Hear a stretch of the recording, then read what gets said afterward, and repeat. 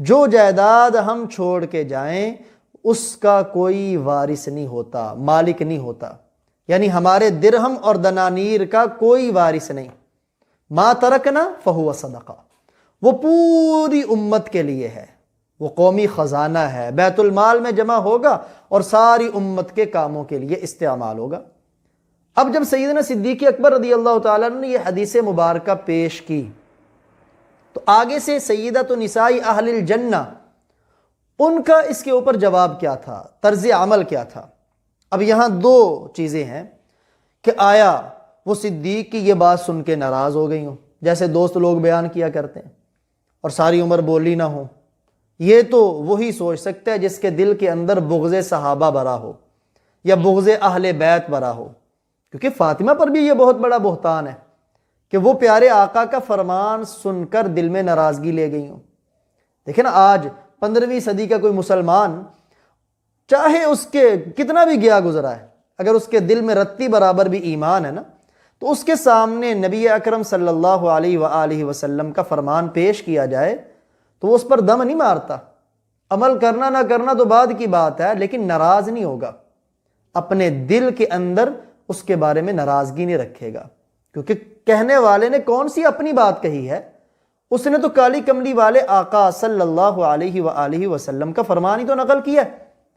لیکن دوسری بات جسے عقل بھی مانتی ہے اور قرآن و احادیث بھی جس کے شاہد ہیں، کہ جب صدیق اکبر نے یہ بات پیش کی تو فاطمہ رضی اللہ تعالی عنہا نے یہ بات سنی، اور سن کر انہیں مسئلہ سمجھ آ گیا۔ پھر پوری زندگی انہوں نے اس مسئلہ کے متعلق گفتگو نہیں کی۔ وہ جو آتا ہے نا صحیح بخاری میں کہ بات نہیں کی، یار لوگ کہہ دیتے ہیں جی صدیق اکبر سے بات نہیں کی، حالانکہ مطلب اس کا یہ ہے کہ انہوں نے کبھی اس موضوع کے اوپر دوبارہ بات نہیں کی۔ آپ کہیں گے وہ کیسے؟ یہ اللہ کے قرآن کی رہنمائی ہے۔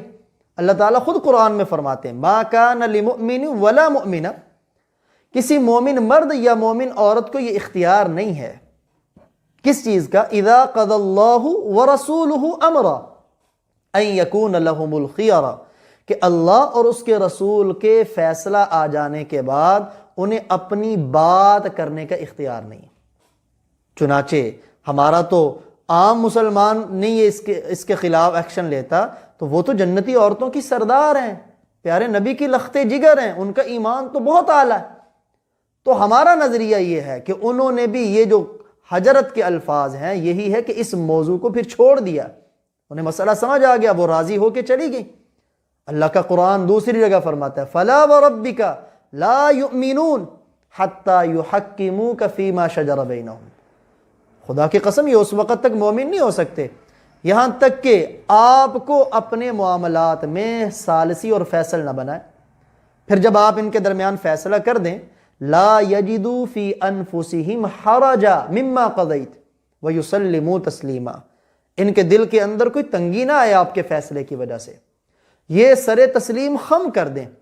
تو اللہ تعالیٰ ایمان والوں کے بارے میں بتلا رہے ہیں، سیدہ فاطمہ رضی اللہ تعالی عنہا تو بہت اعلیٰ درجے کی مومنہ تھی۔